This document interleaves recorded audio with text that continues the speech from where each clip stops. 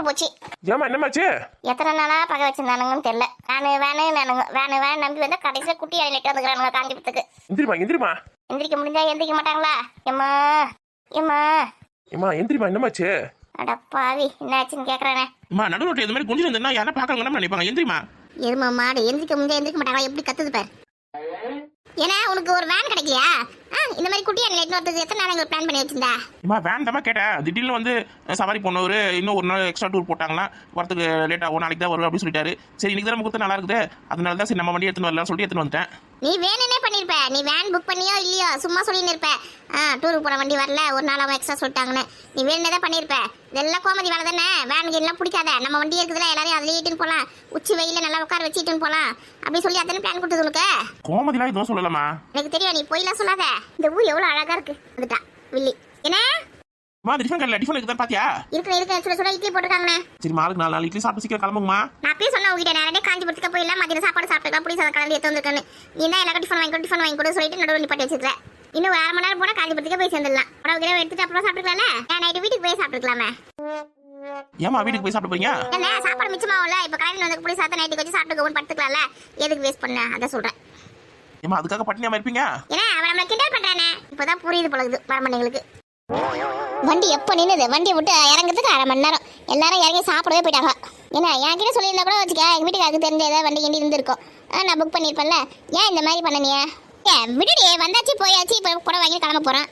என் சீட்டு வேலையில் தான் ஏறி வருவியா? இந்த வேலை வரமாட்டியா? பாருண்ணே எப்படி பேசுது. பின்னாடி அப்படியே வெயில் அடிக்குது, கொதிக்க ஒரு தார் பாய் கூட போட்டு உள்ள மண்டியில் போகிறதுக்கு.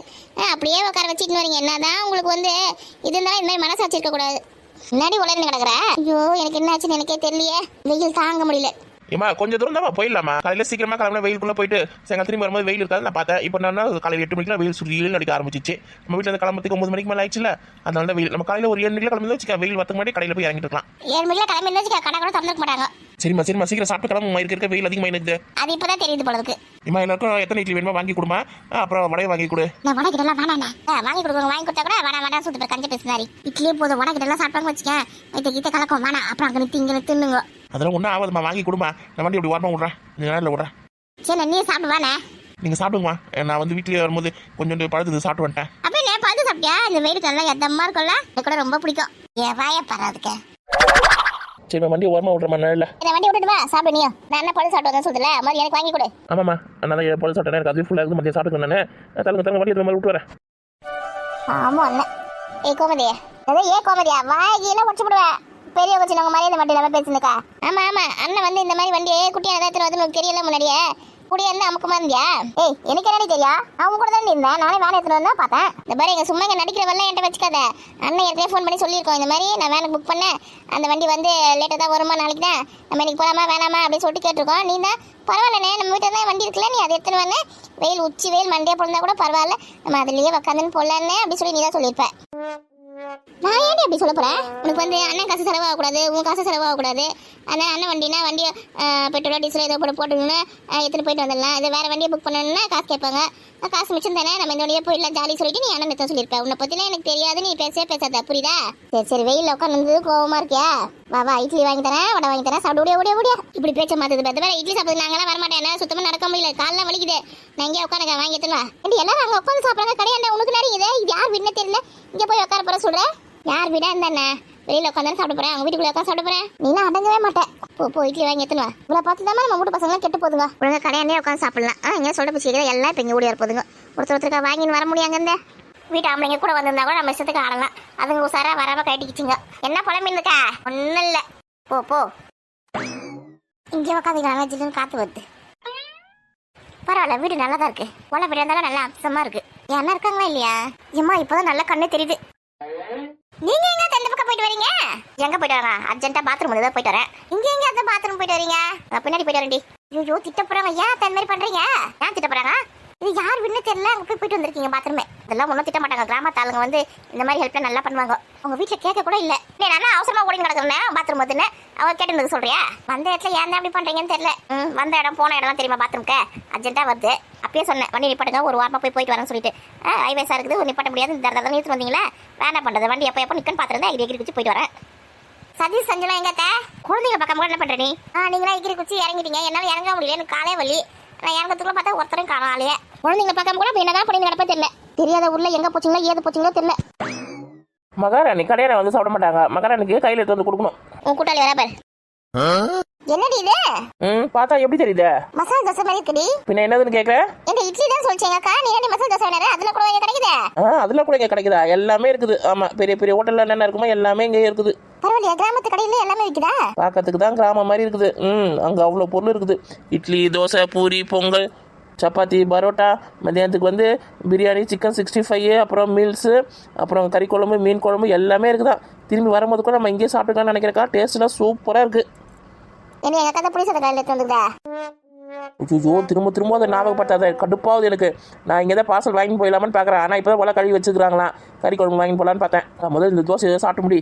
அக்கா நீங்க சாப்பிடுங்க. இது காலங்காத்தால தோசையா? இட்லி சாப்பிட்டா கொஞ்சம் நல்லா இருக்கும். இல்லைன்னா தனி தாக்கமா எடுக்க முடியும். இதெல்லாம் ஒன்றும் எடுக்காது. சாப்பிடுங்க. வெளியில வந்து என்ன வாங்கி கொடுத்தா கூட உங்களுக்கு சாப்பிட்றது கஷ்டமா இருக்கும். சதீஷ் செஞ்சதுக்கு மேலே மோசமானவங்க நீங்க. ஏன் கூட இப்படியா? மாமியார் மருமகளை யார் சாப்பிடுவீங்களோ சாப்பிடுங்க. அடுத்த ஒரு தோசை சொல்லிட்டு வந்துருக்கேன். உங்கள் அக்கா இட்லி தான் சொல்லிச்சு எல்லாருக்குமே. நான் தான் தோசை சொல்லியே வேணறேன். நான் மட்டும் முயற்சி எடுக்கணும்னு வச்சுக்கேன். உங்களுக்குலாம் வந்து இட்லி மட்டும் தான் கிடச்சிக்கும். பரவாயில்ல சூப்பர். ஒரு தோசை எவ்வளோமே அதை தெரிஞ்சு இப்போ என்ன பண்ண போறீங்க? காசு கொடுக்க போது எங்க அண்ணன் உங்களுக்கு வந்தது. இல்லாடி இங்கே எவ்வளோ விலை விற்கிது ஏது விற்கிது தெரிஞ்சுக்கலான்னு பார்த்தேன். அதெல்லாம் நீங்கள் ஒன்றும் தெரிஞ்சுக்க தேவையில்ல. இல்லாடி என்ன ஒரு 2 மசாலா தோசை சொல்லு. போதுமா? போதும். சதீஷ் செஞ்சு எங்கடி பாத்தேடியா? அவங்க கடையில் உட்காந்து சாப்பிட்டு இருக்காங்க. ஓ சாப்பிடுங்களா? சாப்பிட்டோம். பாத்தீங்களா வீட்டில் வந்து நம்ம சாப்பிடுன்னு சொன்னா கூட சாப்பிடாதீங்க. இங்கே வெளியில் வந்த உடனே பாத்தீங்களா நம்மள கூட அதுங்க செட்டப் பண்ணல. அதுக்கு பாட்டில் உட்காந்து சாப்பிட்டுங்களா? நல்லா ஹோட்டலில் சமைச்சு போகிற மாதிரி நல்லா ருசியாக சமைச்சு போட்டிங்கன்னா நல்லா சாப்பிடுவாங்க. ஏன்னா தானே செஞ்சு போட்டா அதுங்க பயந்து போடுதுங்க வீட்டில். எங்க அத்தை நல்லா சமைப்பாங்க. நான் இது வரைக்கும் சாப்பிட்டு பார்க்கல. உட்காரலாம் தோசை சாப்பிடலாம். என்ன மாதிரி மோசமாக செய்ய மாட்டாங்க. எங்கள் மாமியார் நல்லா சூப்பராக செய்வாங்க. சரி மாமியார் பெருமையாக பண்ணது போதும். அந்த சுட சாப்பிட்டது தோசை நல்லா இருக்கும். வேற என்ன வேணும்? நீ எனக்கு ஒரு 2 தோசை சொல்லிடு. அதுக்கப்புறம் பூரி இருக்குல்ல, பூரி ஒரு 2 செட் சொல்லிடு. கடையில் இருக்கிறது எல்லாத்தையும் சாப்பிட்டு டேஸ்ட் பார்த்தா வருவே போல இருக்குதா? கண்ணு வைக்காதடி.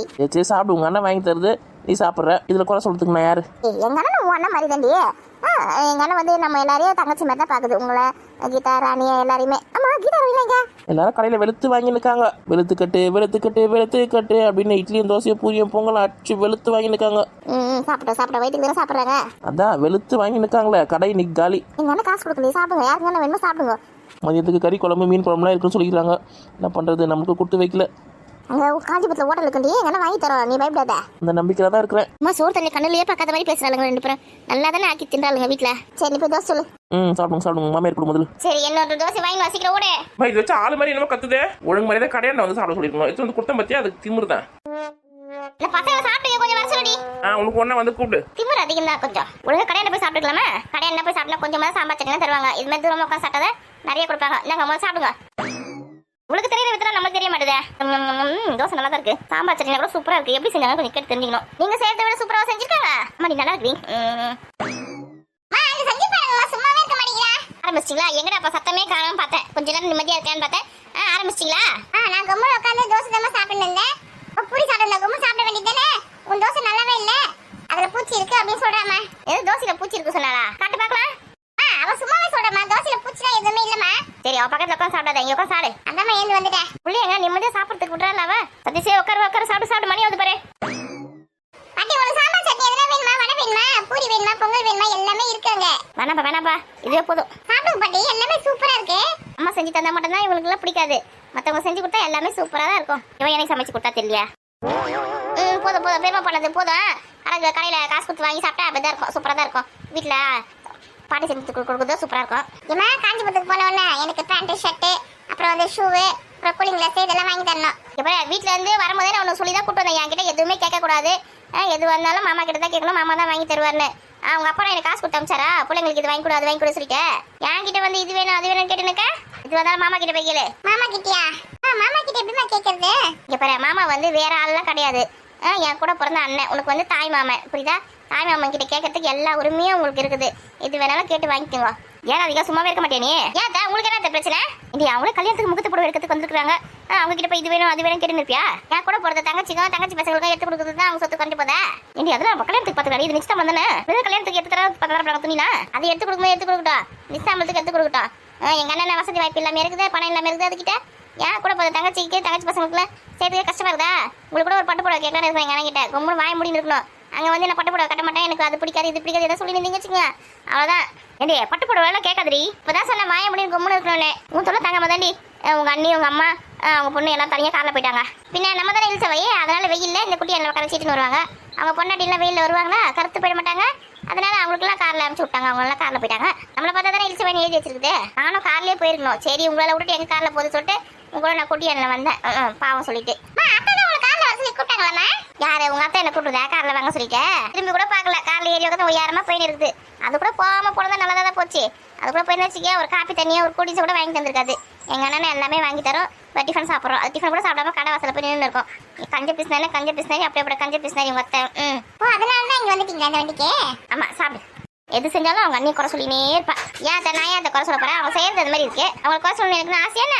சரி இப்போ உன்னோட டிஃபன் நம்ம போய் வாங்கி சாப்பிட்டு கிளம்பு. மணி ஆகுது பாரு. எல்லாரும் சாப்பிட்டு முடிச்சிட்டாங்க. இதான் உட்காந்து நான் பேசி நிற்க. இப்போ தான் போயிருக்கல எடுத்துன்னு வருவா. என்ன போய் அங்கே வைக்க சொல்றீங்களா? எங்க கோமதியை கருக்கு பாரு. அது ஏண்டி நீ இட்லி சாப்பிட என் தோசை சாப்பிட்றேன், என் பூரி சாப்பிட்றேன், என் பொங்கல் சாப்பிட்றேன், நீட்டும். அது கண்ணில் படக்கூடாது இங்கே உட்காந்துக்கேன். என்ன அங்கே கீதாத்தை ராணி அத்தெல்லாம் இருக்கிறாங்க, என்ன பண்றாங்க? எல்லாரும் இட்லி தான் சாப்பிட்றாங்கன்னு நினைக்கிறேம்மா. எல்லாம் கோமதியோட வேலை. கோமதியை நம்பி போன வச்சுக்க அப்படி தான் பண்ணோம். கஞ்ச பிஸ்னாரி. அதுக்கு தான் அந்த பக்கமே போனேன் நான். அத்தை உங்க பிள்ளைக்கு ஒரு ஃபோன் பண்ணி இந்த மாதிரி நாங்கள் சாப்பிட்டுருக்கோம் அப்படி சொல்லிடுங்கண்ணே. ஏன் நீ ஃபோன் பண்ணி சொல்ல வேண்டியதானே? நீ தான் வீட்டுக்கார நாடு கிடப்ப. ஜோ நீங்கள் வேற நேரம் பார்த்து காலை வருவீங்க.